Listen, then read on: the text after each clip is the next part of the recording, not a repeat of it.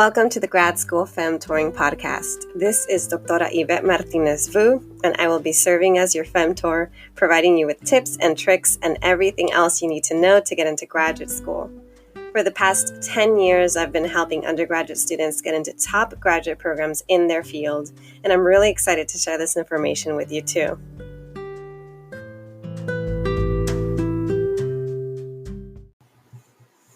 Hello everyone, happy Friday. Today's episode is on negotiating a PhD funding offer. Before I get started, I am going to go into a listener review. So I just want to remind everyone that I'm still asking for my listeners to provide a comment on Apple Podcasts, on your iTunes app, and let me know what you think about the podcast. Give me your 3, 4, 5-star review. Leave a comment. I'll be reading them on my future episodes, and I'm going to be giving out some free goodies like a CV template, a grad school list template, a statement of purpose free pre-writing handout, or a self-care and stress management PowerPoint. And so today, the person that I am going to be pulling up their name is Voodoo13. And now I got to pull up the comment. Trying to find it now. Let's see. Give me just a second. Also, I should mention today's episode is going to be a little shorter than usual because I'm not feeling that great. Somehow I woke up with a stiff neck. I slept wrong, and it's really hard to move my neck. And so if I sound a little less enthusiastic, it's because I'm actually under a good amount of pain and trying to deal with it. But anyway, going back to the review, let's see. Voodoo13 said, the title of the comment is so helpful, and they said, I've learned a lot from this podcast so far and would recommend it to anyone who is interested in going to grad school. Thank you so much for that comment. I'm really grateful for it. I've got 12 ratings now. I'm looking for more. So please, please, please do me that favor and go ahead and leave me a review. All right. So now I'm just going to talk off the cuff what I know when it comes to negotiating a PhD funding offer. And I decided to talk about this today because, again, a lot of it has to do with what I'm addressing with my current students that I advise in the McNair Scholars Program at UCSB. And so I've got students who have more than one PhD acceptance letter and funding package. And I usually tell them, you want to make sure that you review the funding packages closely to see what they are offering you.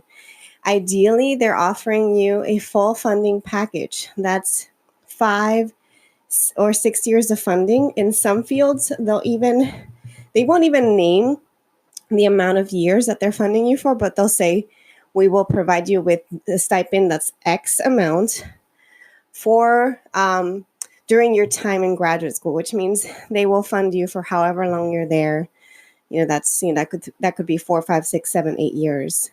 And so you want to look for that. You also want to know the breakdown of whether or not you're getting fellowship years, whether or not you're getting funded through TA-ships, through research assistantships.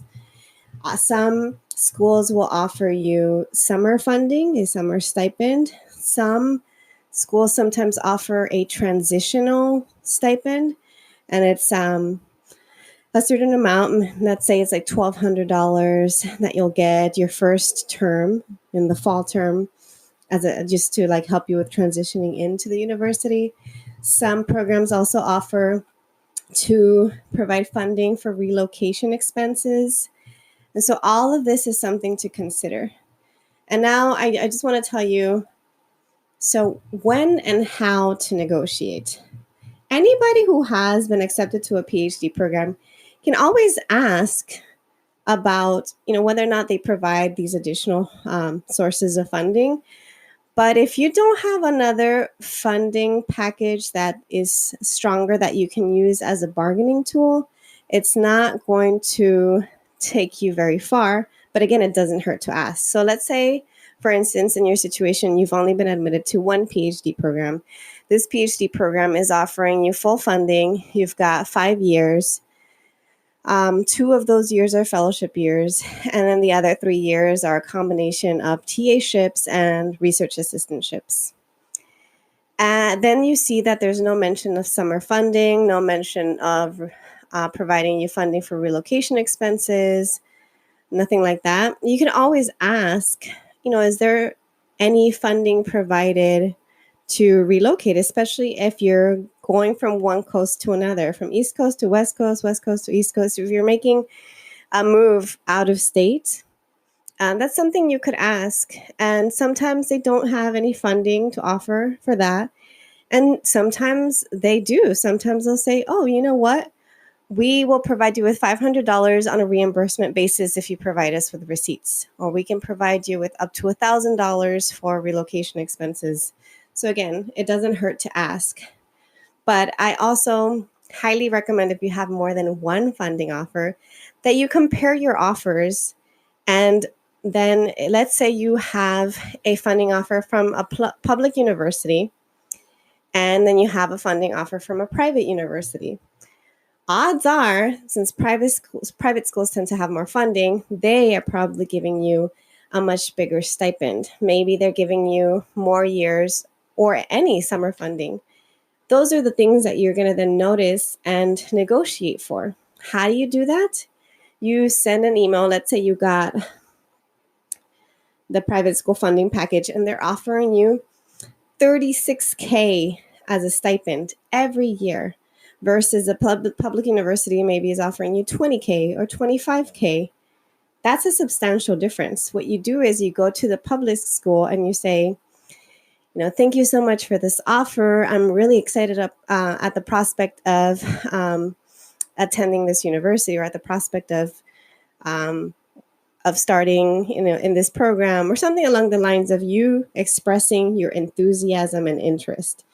Thank you so much for the opportunity, or thank you so much for this funding offer. I'm definitely interested in this program. I also wanted to let you know that I've been accepted at University of X. This is the private university. And they have provided me with a stipend of X amount. I'm wondering if there's anything you can do to match or increase the stipend that you have offered me. This will allow me to make a more informed decision. I look forward to hearing back from you. So, and then you attach a copy of the funding offer from the other university. This works very well because then they see who their competition is. And if they really want you, they will fight for you. The worst that can happen is they'll say, there's not much flexibility in our funding, and unfortunately, we cannot increase your funding offer. That's the worst thing that can happen, is you end up the same place where you started. But a better thing, and most likely they will try to add something. They may say, oh, well, we don't have the same amount of resources as University of X, but what we can do is we can offer you 3 years of summer funding. Or they might say, what we can do is we've recommended you for this other special fellowship that's going to increase your stipend to X. You see what I mean? So if they really want you, they will find a way to offer you a little bit more. Maybe they can't offer as much as the private university, but more than likely they can offer a little bit more. What else do I want to say about negotiating?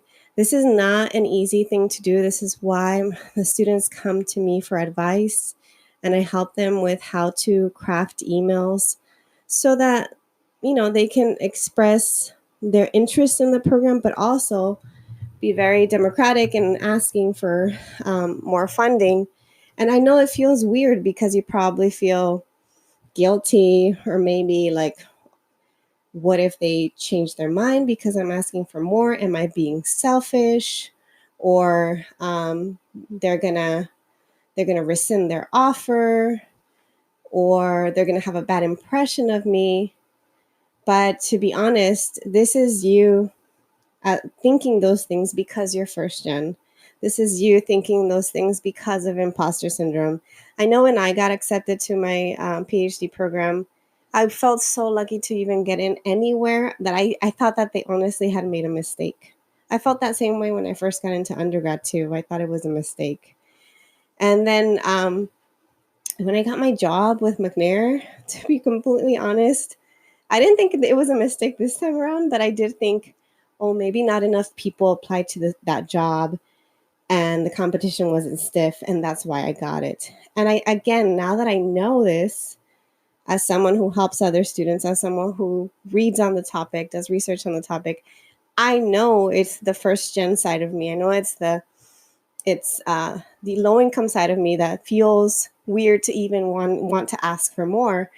I know it's the imposter syndrome kicking in, but you have to try to find ways to fight that. One way to do that is to ask for help. Reach out to your mentors and see if they can help you craft an email. And talk to other people. You never know what kind of advice they can offer you, but don't let yourself prevent or don't let yourself get in the way of having a better opportunity. Because again, if you don't ask for summer funding for a PhD program, you will likely struggle that much more to try to find a way to make ends meet during the 3 months that you're going to be on your own in the summer without any funding. And your future self, trust me, your future self is going to be grateful to you for asking for whatever it is that additional that you're asking. It could be, a little bit of funding to move. It could be a, 1, 2, 3 years of summer funding. It could be having a higher stipend. What else can it be? Those are the types of things that we typically have students ask for. It's much more convincing to ask for more if you have another offer and a stronger offer, an offer that's giving you more. But it doesn't hurt to ask. Even if you don't have another offer, you can ask about relocation expenses. Even if you don't have another offer, you can ask, oh, I notice here that you're providing me with a 5-year package, and that's really great. Thank you. But I also wanted to ask if any summer funding will be available, and if so, what's the process to access that or to apply for that? Because again, you want to set yourself up for the future. It's going to be really hard to get started. Also, you can ask, if you're planning to move early, are there any opportunities for graduate students in the summer? Sometimes they may have, paid positions in the summer if you want to be a research assistant. Sometimes they'll offer funding or housing for students who come early and you start doing your research early. So don't don't hesitate to ask, even if you don't want to ask for more, but you want to ask for what other students have done. So if you feel uncomfortable asking for more, and let's say you've only been admitted to one place, still find out what's available. So, just say, how do students typically fund their summers? Do you have any recommendations for how to account for relocation expenses? Are there any housing opportunities for students who want to start living there early? Are there any jobs that provide tuition fees for students who do not receive full funding? Let's say you didn't get a full funding package. They're all only offering you the first 2 years of funding. And then after that, you have to figure it out. You don't want to accept an offer unless you know that you can find a way to get your PhD paid for. I don't believe in incurring debt for grad school, especially for a PhD program. This is why I'm telling you this now. And I think that's all I want to say when it comes to negotiating a funding package. If other things come up, I'll be happy to share, especially if you ask me additional questions about your particular circumstance. I'll go ahead and answer that during my Q&A. All right. So now I am going to answer actually a question that I got over Instagram. and it is by someone named Olasflola, or Holasflola. I'm not sure how to pronounce that, but I'll just say Olasflola. So she says, "Hello, I first wanted to say thank you for your podcast. It has helped tremendously. I was recently accepted into X University's MSW program, and they are doing a day-long sneak peek for admitted students. And I was wondering what you thought appropriate attire would be."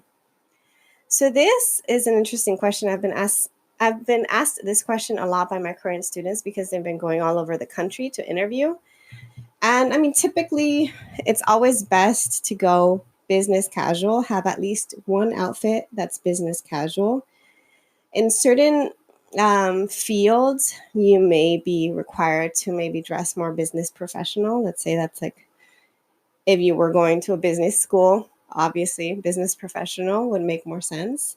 And in other fields, casual is okay too. So I'm thinking here fields like ecology, earth science, geology, or maybe going on a hike is part of your visitation, or part of the plan, or they tell you. And actually, I did have one case where a student was going to Connecticut, very cold weather, and in the email they told everybody who was going to visit for an interview, this event is a casual event. Please make sure to dress warm and prioritize that over wearing anything professional. I thought that was very nice of that department to say that. But if all else fails, go business professional. What does that mean? Depends on what part of the country you're living in. But in a lot of places, it's a little cold right now. So slacks, some, dress shoes, closed-toe shoes, a nice sweater, perhaps a blazer over, um, anything that you would typically wear to an academic conference, to a presentation. That's the kind of attire that you want to wear. I mean, I know some women like to wear dresses with tights under, perhaps some nice boots, and or long sleeve shirt, button down for men. Even in some cases, you can get away with wearing a polo shirt. So those are just some options. But whatever is business casual for you should be okay for your interview. All right, thank you so much for that question. And now I'm going to actually end the episode by giving a quick shout out. I'm going to give a shout out to someone named Morgan, who is the first person to support me on my Patreon at the $1 a month level. This is just a reminder to everybody. I do have a Patreon page, and in there you can get some special sneak peeks for future episodes. You can, depending on if you're doing $1 a month or $5 a month, you can get, again, you find out early on what my future episodes are on. Some folks get to hear episodes early before I even publish them on iTunes and on Anchor. And you also get additional handouts, PowerPoints, things like that related to graduate school preparation. So thank you again, Morgan, for your support. I look forward to having other people support me on Patreon. So if you're interested, go to my Instagram account, and the link is in my bio. You'll be able to find it there. And then the other thing I wanted to say is that I actually just started a website, and it is called gradschoolfemtoring.com. In it, you can learn more about the podcast. You can learn more about the book that I'm in the process of writing, which is going to be a grad school femtoring guide. It's a step-by-step guide to help you prepare before, during, and after applying to graduate school. And you can also book me for $25 coaching sessions. So I'm now offering half-hour coaching sessions to anybody who wants to work with me. It's, again, like I said, it's $25. My going rate for academic coaching and editing has been much higher, and I've only accepted a limited number of clients in the past, but I'm at a point where I am definitely ready and interested in taking on more clients. And I also want to be more accessible, which is why I lowered my rates. So if you want to work with me, go ahead and book me. You can go to gradschoolfemtoring.com to book a meeting with me. You can also go to my website to book an appointment with me, or you could DM me on Instagram and I'll get back to you. And then one last thing before I go is I am also accepting co-hosts for my podcast. If you're just curious and interested and would like to be featured as a co-host on the podcast, whether you're an undergrad who has a lot of questions, or you're a grad student who wants to talk about your experience, or you're an early career professor who wants to share more, wisdom, please reach out to me. I'm happy to work with your schedule so that we can find a time to chat and record and share more information that'll be helpful for low-income first-gen students. So thanks so much for listening, and I will see you all and talk to you all next week.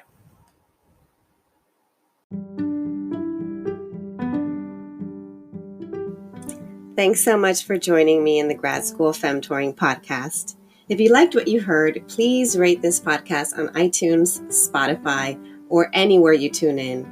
You can also support the podcast by donating to my Patreon page, Anchor page, or Venmo account, which is at Grad School Femtoring. If you have questions or episode topics, you can contact me by sending me a DM on Instagram, sending me an email to gradschoolfemtoring@gmail.com, sending me a voice message on Anchor, or sending me a message via my personal website at YvetteMartinezvu.com. Until next time.